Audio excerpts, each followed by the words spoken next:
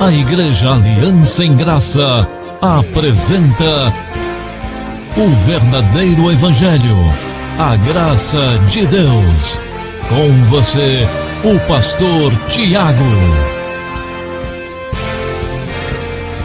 Inscreva-se neste canal.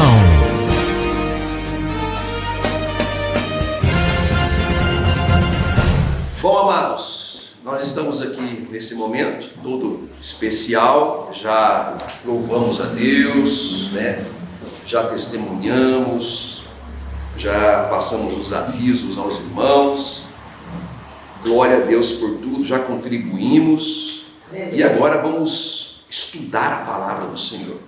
Sabe que esse momento de estudar a palavra do Senhor é o momento do alimento, é o momento da nossa ceia. É quando nós ceiamos. A nossa ceia é a palavra do Senhor, é o alimento. E esse momento que nós nos debruçamos em ouvir a voz do nosso Deus. Hoje vamos falar sobre um tema intrigante, né? Estamos numa sequência de estudos. Semana passada tivemos um parêntese, falamos um pouquinho sobre a importância do pai entre a família.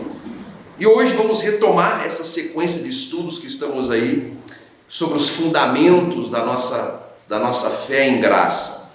Vamos falar hoje sobre o tema: o selo religioso não possui garantias. Será que isso é verdade? Vamos estudar a palavra do Senhor, 1 Coríntios capítulo 10, e nós vamos ficar presos aqui nesse capítulo, tá? No capítulo 10, do versículo 1 ao 13, nós vamos estudar aqui versículo por versículo, uma exegese aqui em cima desses textos aqui, uma exposição bíblica. Isso é glorioso. Vamos entender o que o Senhor quer nos falar aqui nessa manhã. Eu vou ler aqui o versículo 1 e o versículo 2, versículo 3 também. E depois vamos orar e depois vamos meditar nesse texto aqui para a glória do Senhor Jesus. 1 Coríntios capítulo 10, versículo 1. Forçadamente, hoje eu não trouxe, de propósito, propositalmente eu não trouxe o telão, para que os irmãos não percam o hábito de abrir a Bíblia, de estar estudando a palavra do Senhor. Diz assim: ora, irmãos, não quero que ignoreis que nossos pais estiveram todos debaixo da nuvem, e todos passaram pelo mar, e todos foram batizados em Moisés, na nuvem e no mar, e todos comeram do mesmo manjar espiritual. Versículo 4.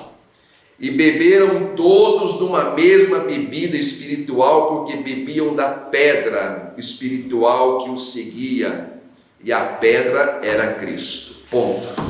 Que essa palavra abençoe cada coração aqui presente, os que vão ouvir pela internet, no nome do Senhor Jesus. Oremos. Pai amado e querido, obrigado, Senhor, por nos permitir esse momento de estudar a Tua palavra, de meditar nas Tuas palavras, de poder aprender de Ti. Tu és um bom pastor, Tu és um pai de amor que instrui os seus filhos, as Tuas ovelhas, a como viver uma vida que te agrada, uma vida que te enaltece, uma vida que glorifica o Teu nome. Todos nós possuímos as nossas fragilidades e a nossa natureza terrena, que é decaída, estragada pelo pecado original. O Senhor nos lavou e redimiu em nosso espírito, nos fez novas criaturas. Porém, possuímos uma natureza terrível que o Senhor mesmo nos diz que devemos vigiar para que não entremos em tentação.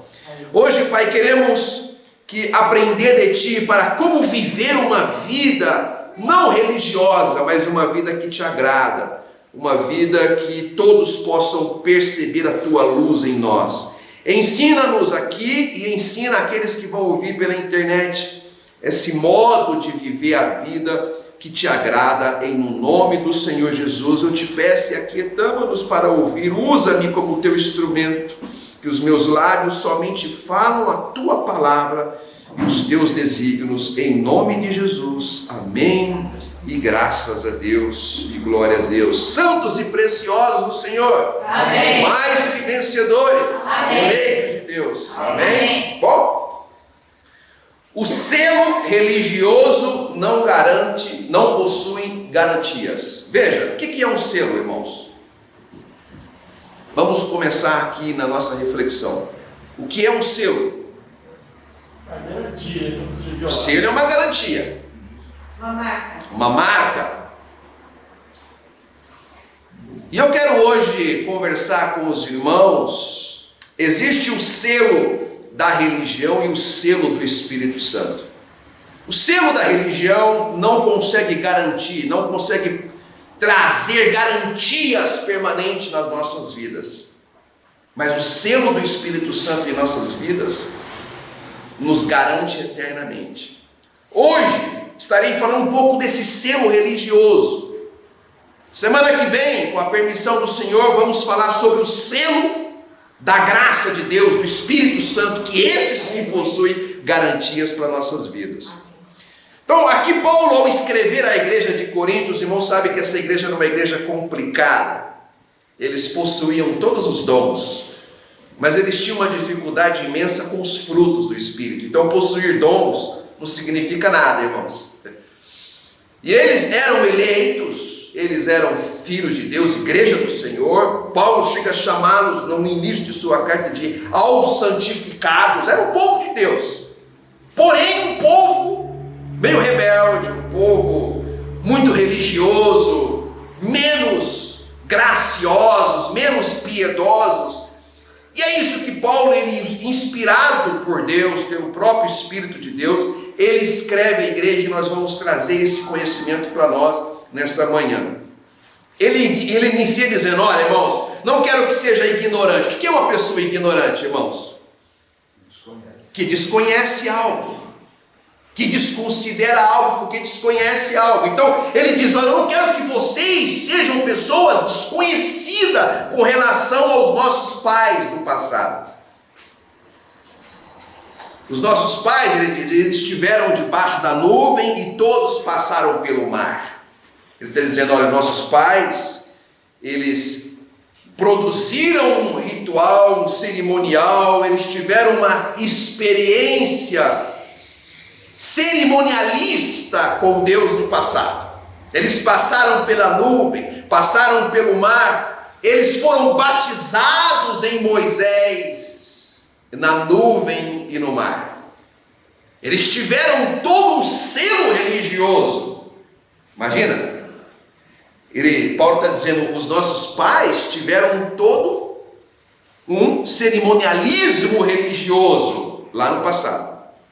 E todos eles comeram do mesmo manjar espiritual. Aquele manjar espiritual que na verdade era simbólico, era espiritualmente simbólico, porque era um manjar físico que caiu do céu e matou a fome deles. Sim ou não? Os codornizes, os pães que caíram lá, que é a palavra do Senhor, eles comeram, que simbolizam um manjar espiritual.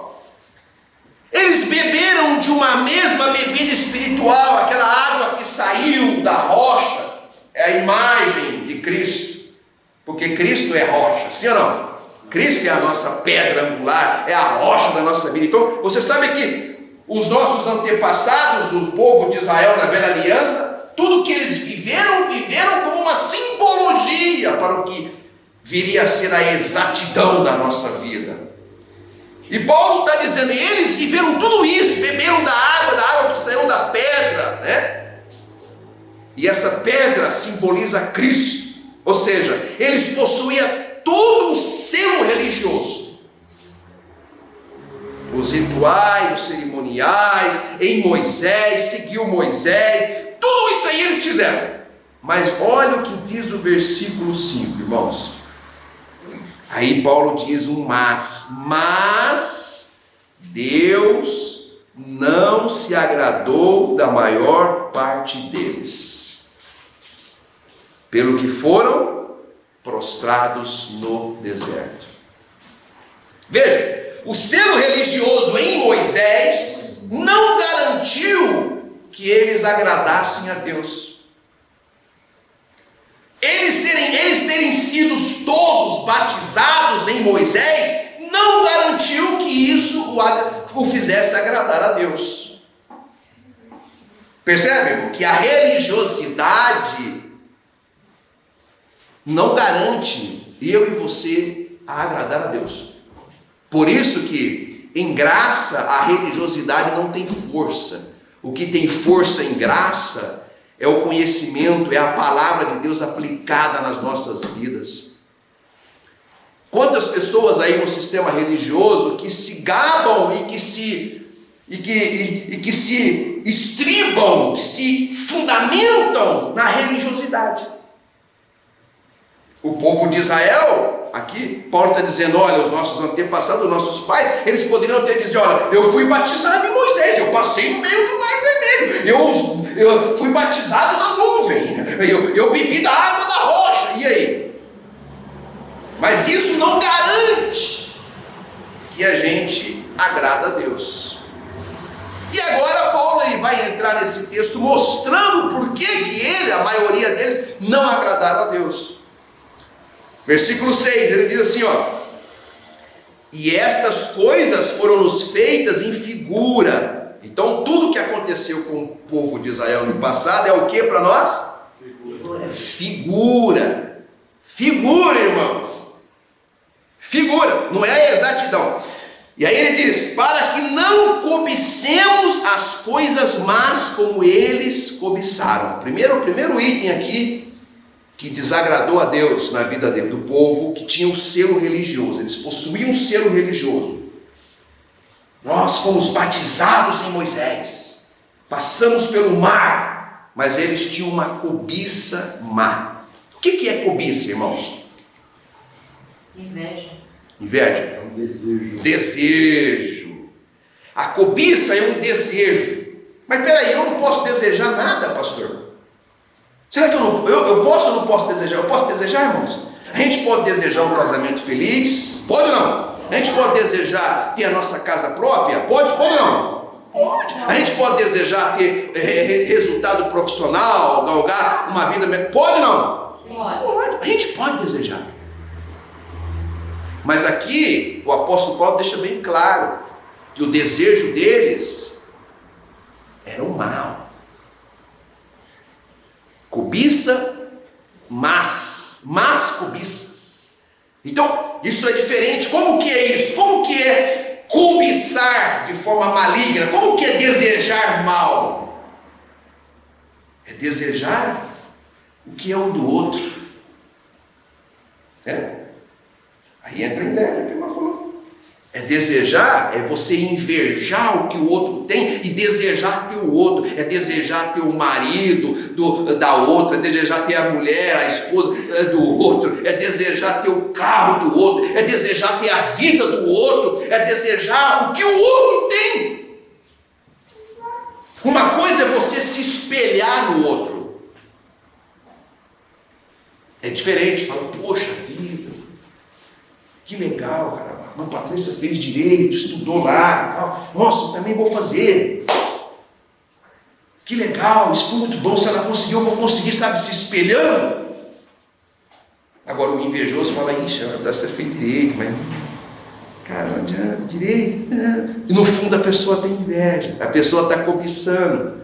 Percebe? Então a inveja e a cobiça má é diferente de você se espelhar no outro, de você, sabe, se mirar no outro no sentido como exemplo de vida para você. É diferente. E o povo de Israel começou a cobiçar as coisas más. Sabe o que começou a cobiçar as coisas más? Começou a cobiçar a riqueza das nações, começou a cobiçar a idolatria das nações, começou a cobiçar entre eles, sabe, cobiçar coisas más, desejar a mulher do próximo, começou, isso é mal, isso é perverso. Você sabe que o mundo está cheio disso, né, irmãos? Você tem que tomar cuidado com quem você coloca dentro da sua casa. Não é qualquer pessoa que você coloca para dentro de casa, não, irmãos. Presta atenção. Você coloca um perverso desse que tem cobiça má, você não conhece, você não sabe ainda do caráter, sabe, o que perscruta dentro da sua alma, da sua vida. Ele começa a desejar a sua filha, começa a desejar cobiçar a sua mulher, começa a fazer essas coisas. Isso é mal. O seu marido, minha vizinha, muito amiga, ela é muito amiga minha, amicíssima minha, pastor. Mas de onde ela vem? Qual é o coração dela? Não, ela é ali, ela vai na vovó Cabinda da esquina ali e tal, bate uns tambores, mas ela é muito bacaninha. As tampas, ela está lá, daqui a pouquinho, já dando de cima no seu marido. E aí a coisa fica feia. Aí depois, mas você não vigiou, irmãzinha? Você vai ficar fazendo aliança, trazendo pessoas para dentro da sua casa, gente que tem uma cobiça má. Vigia. Percebe? Então a cobiça, o desejo que desagrada a Deus, não é o desejo puro, saudável, onde você reúne a sua família e diz: gente, nós vamos construir nossa casa. Isso é glorioso, isso é maravilhoso. Agora, é aquela cobiça que tenta destruir o outro, para você poder tomar o que o outro tem. Isso é mal. 7, não façais pois idólatras, como alguns deles, conforme está escrito: o povo assentou-se a comer e a beber e levantou-se para folgar. O que é uma idolatria, irmãos? O que é idolatria? Adorar a imagem. Adorar a imagem? Mas adorar qualquer tipo de coisa que não seja Deus. Isso, a idolatria é você colocar determinadas coisas em seu coração acima de Deus. Às vezes as pessoas colocam os bens materiais, às vezes as pessoas colocam os filhos no lugar de Deus, às vezes as pessoas colocam o marido, a mulher. E geralmente quando as pessoas fazem isso, as pessoas têm uma insegurança muito grande, irmãos.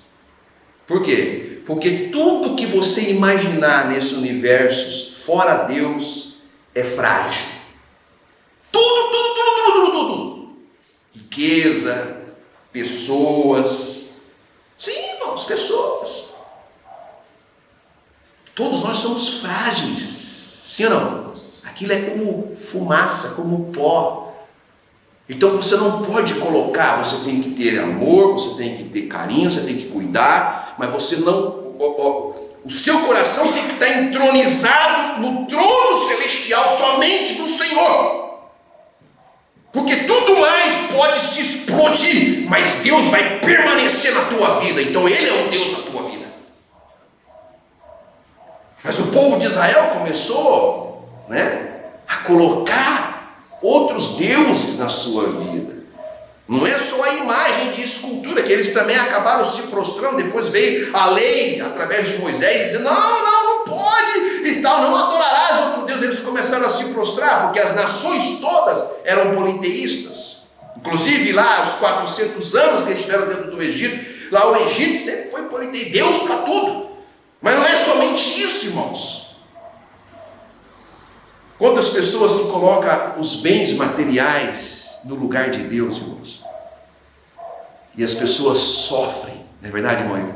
As pessoas sofrem. Por quê? Por que sofrem? O primeiro sofrimento de uma pessoa que tem os bens materiais como Deus na sua vida, em uma idolatria, é que essa pessoa não consegue ser generosa. E sem generosidade a gente não tem o maior bem. Você sabe que a generosidade, irmão, faz bem a nós mesmos. Faz bem a quem é generoso. E as pessoas que não são generosas, elas não conseguem ter esse bem, esse êxtase gostoso na sua vida, que é glorioso. A idolatria, ela torna as pessoas muito anêmicas, muito afastadas de relacionamentos saudáveis. A avareza faz as pessoas olharem umas para as outras com um olhar de avareza. Não, o irmão Clóvis não tem nada que pode me oferecer, então eu não tenho por que me relacionar com ele. Porque, na verdade, ele não tem um carro, um carrão, ele não tem. Então por que eu vou me relacionar com o irmão Clóvis? A aparência, a pessoa que vive da idolatria, dessa avareza, ela mede as pessoas por aquilo que tem, e não por aquilo que elas são. Percebe? E as pessoas começam a ser segregadas, escolhidas mediante a aparência, mediante as coisas que existem. É idolatria. Você viu a idolatria do mundo gospel? Você tem visto aí? Como é que um ser humano como eu e você, normal, apenas tem um dom lá para cantar, alguma coisa assim. Às vezes ele canta tão bem assim também. Aí ele cobra 150 mil reais, 200 mil reais para fazer um showzinho de 1h30. Como é que pode? Mas é porque alguém passou a dar um valor a ele ou a ela de tal forma que a pessoa chegou a cobrar isso. É ou não é? Aí a pessoa diz: fulano de tal vai ter em Atibaia tal dia. Ai, eu quero estar lá, eu quero tirar uma foto, eu quero pegar um autógrafo. Não é assim? E a pessoa fica toda eufórica, como se o próprio Deus tivesse baixado em pessoa na terra.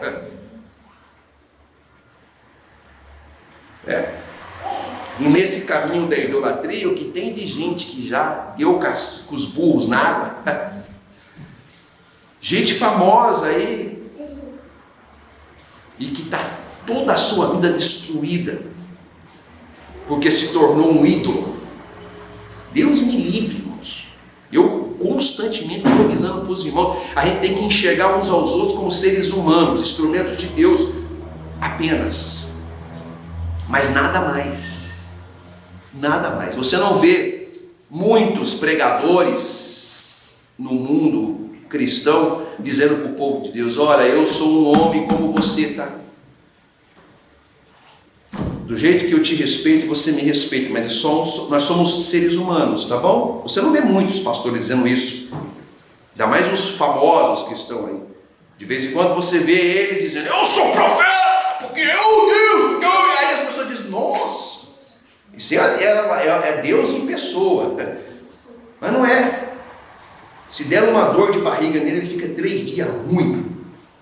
Aí você descobre que ele não é Deus. Ele é um ser humano igualzinho você, como todo mundo.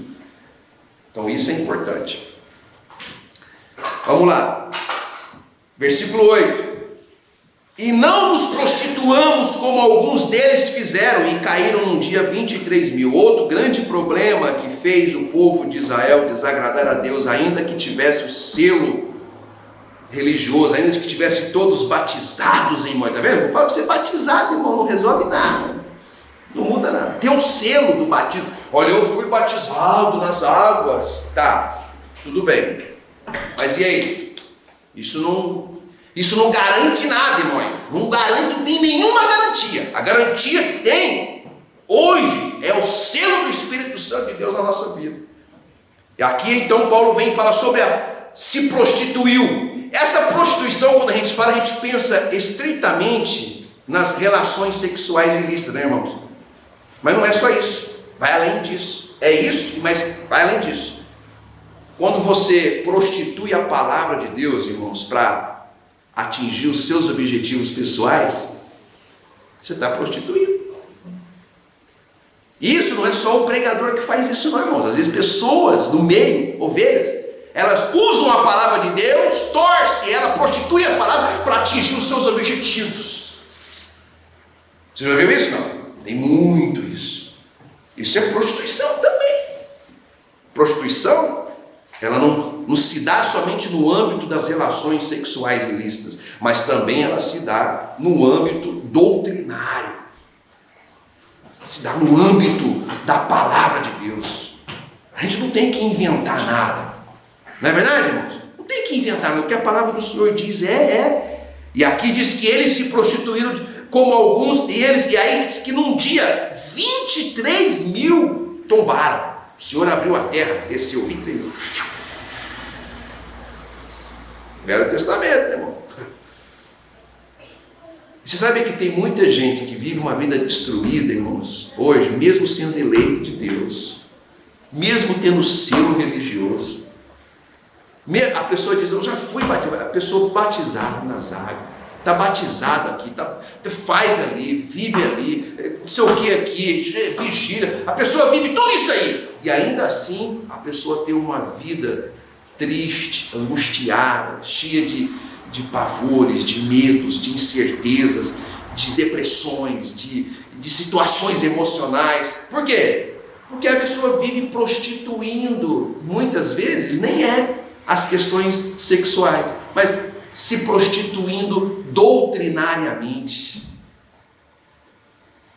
A pessoa que está lá assistindo uma televisão lá, desses programas que tem lá, e ela começa, bom, então eu tenho que ungir a minha casa. Aí ela coloca um copo d'água ali em cima, ela pega uma rosa lá e coloca ali, e pega um negócio ali, um sal, ela pega um sal, põe nas portas, e ela começa a viver uma prostituição doutrinária. Como se Deus fosse agir em coisas materiais, sendo que hoje Deus é espírito e habita aonde? No copo com água. Ele habita em nós. O Espírito de Deus habita em nós. O poder de Deus se manifesta em nós. E a pessoa vive uma vida totalmente prostituída e infeliz. 9, versículo 9. E não tentemos a Cristo, como alguns deles também tentaram e pereceram pela serpente. Agora, o que é tentar a Cristo, irmãos? O que é tentar a Cristo? Vamos lá. Desafiar a morte. Desafiar a morte. O que mais? Falar contrariamente à palavra. Falar contrariamente à palavra. Não acreditar. Não acreditar. Muito bom. É tentar a Cristo. Você tem a palavra de Deus e você duvida dela, você sabe o que tem que ser feito. Você sabe que tem um grupo de irmãos aí aqui entre nós que é assim, né? A pessoa sabe o que tem que fazer, mas não faz. A pessoa sabe que tem que manter comunhão com os irmãos. Por quê? Porque não é o fato da pessoa ser salva ou não ser salva. Tem nada a ver com salvação. É o fato da pessoa desenvolver a sua salvação com temor e tremor. E é o fato da pessoa estar inserida em um grupo para que ela possa amar, para que ela possa ajudar e ser ajudado. A igreja do Senhor foi constituída dessa forma, para isso. As pessoas sabem, mas elas tentam a Deus. O que é tentar a Deus? É ir contra o que Deus diz, irmãos. É desafiar a Deus. É desafiar a palavra de Deus. Quando Satanás quando tentou a Jesus lá e falou para ele, olha, lança-te daqui, porque está escrito lá que os seus anjos dará ordem. Jesus diz, para trás de mim, afasta-te. Só a Deus adorarás e tal. Ele não cedeu, porque o fato dele se lançar seria o fato de querer tentar a Deus. Quando o sistema religioso ensina para as pessoas, diz, determina, Deus tem que fazer. Deus tem que fazer o quê, irmãos? Fala para mim. O que Deus é obrigado a fazer? Fala para mim. Ele já fez, já nos salvou, já nos perdoou na cruz do Calvário. Não, mas tem que fazer. E as pessoas tentam a Deus, desafiam a Deus, desafiam a palavra do Senhor. Quando as pessoas criticam a graça de Deus, as pessoas dizem, não é por graça, não é assim não, é por obras. Não, porque como predestinados, eleitos, como isso? Não é assim não. Eu que aceito, eu tenho livre-arbítrio. As pessoas estão afrontando e tentando a Deus. Tentando a Deus. O Senhor já não tinha dado para o povo de Israel uma palavra dizendo, olha, vocês vão entrar na terra prometida. Não tinha dado? Uma palavra, uma promessa, vocês vão entrar. O que o povo tinha que fazer? O Senhor falou, vambora. Ele falou, vambora. Em 40 dias era para estar na terra prometida. Ficou 40 anos morrendo e dando volta na montanha. Por quê? O povo estava tentando a Deus. Porque não tem água para tomar, porque o sol está muito quente, porque não tem comida. E Deus falou, para esse povo, eu não dei a minha palavra para eles, Moisés, eu não falei para eles. Assim somos nós, irmãos. Se o Senhor diz que já somos mais que vencedores em Cristo Jesus, você vai ficar murmurando com os probleminhas, com as tribulações da vida, irmão. Vai fazer isso, vai tentar Deus. Você tem que levantar de manhã e terminar o dia e dizer, o Senhor, Deus, já realizou e completou a obra na minha vida. As tribulações e os problemas não vão me tirar dos planos, do centro dos planos de Deus para a minha vida, da vontade dele para mim, não vai tirar. Assim devia ter agido o povo de Israel, mas não agiu. Então eles tentavam a Deus o tempo todo.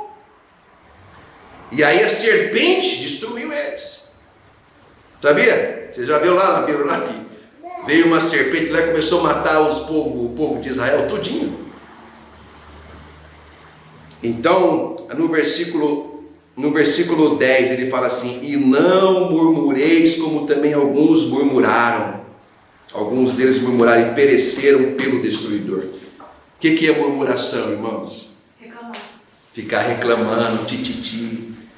Ah, mas minha vida também. Ah, que Deus não me ame. Ah, essa vida que eu tenho. Ah, você já viu gente assim? Murmuração. Ô, meu querido, levanta a cabeça para cima e diz: o Senhor é fiel na minha vida. Ele me salvou. Ele me constituiu herdeiro de todas as coisas. Eu sou filho de Deus, perdoado. Amém, irmãos? É isso. Não tem que, o crente não foi chamado para murmurar.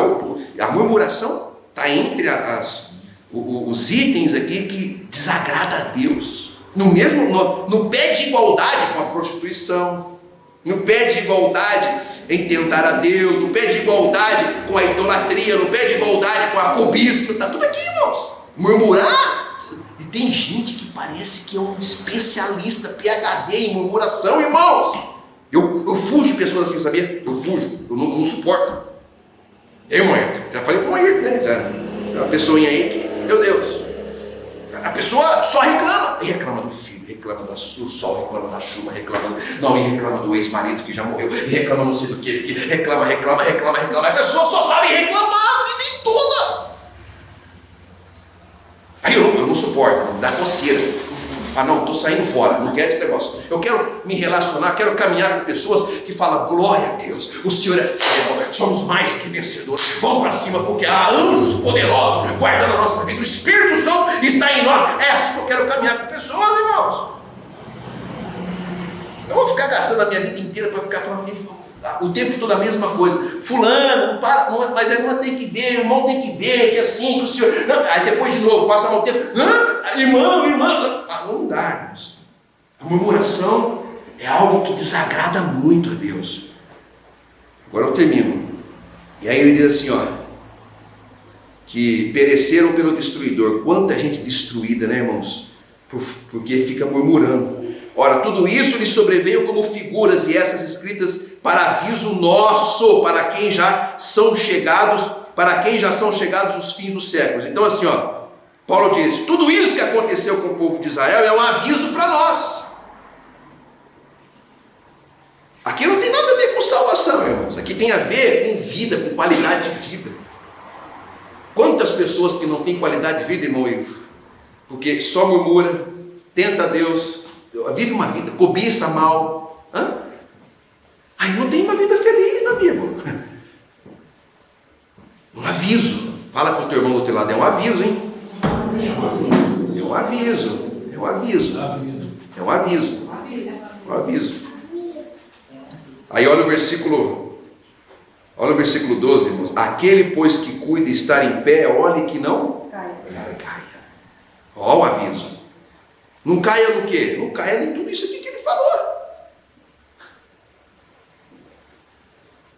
Você pode sair daqui hoje, está tudo bem, amanhã de repente vem uma tribulação na tua vida, uma situação. Você tem que olhar para você não cair em murmuração, para você não cair em cobiça. Ah, mas a mulher do vizinho é outro nível, cara. A minha está desse jeito, porque você não tem dinheiro para cuidar da sua. A vizinha tem. Se você cuidar, toda mulher que é bem cuidada fica bonita. Cuidado com a cobiça, irmãos. Cobiça do outro. É uma natureza terrena. Então aquele que cuida está em pé, olha que não caia, olha, preste atenção. Sabe o que é olhar? O que você está num ambiente que está. Olha para que você não caia naquela situação. De vez em quando, né? Eu, mas a Noemi, a gente vigia, pastor, vigia, né? Ó a boca, tá? Aí eu, glória a Deus. Não, mas verdade, Deus é fiel. A gente precisa estar assim, irmãos, exortando uns aos outros, vigia, ora. E é verdade, a gente precisa de estar olhando para que não caia, que permaneça em pé, agradando ao Senhor. Último versículo: não veio sobre vós tentação senão humana. Você sabia? Não tem capeta tentando nós mais. Acabou. Jesus já destruiu ele na cruz do Calvário. Ah, mas tem um demônio que está me tentando. Não tem, irmão. É você mesmo. É a sua própria natureza carnal que é terrível. Não tem tentação senão humana, mas fiel é Deus, que vos não deixará tentar acima do que podeis, antes com a tentação dará também o escape, para que a possais suportar. Então nós fomos postos para suportar a tentação da nossa própria natureza, da cobiça, da idolatria, sabe, da murmuração, de tentar a Deus. Nós fomos postos para suportar isso e agradar ao nosso Senhor. Que o Senhor nos dê força, sabedoria, luz, para que nós possamos ter dias em que nós possamos suportar essas situações da vida e agradar somente o nosso Deus. Assim seja, assim diz o Senhor. Você acabou de assistir a mensagem em graça com o pastor Tiago. Venha participar em uma de nossas reuniões.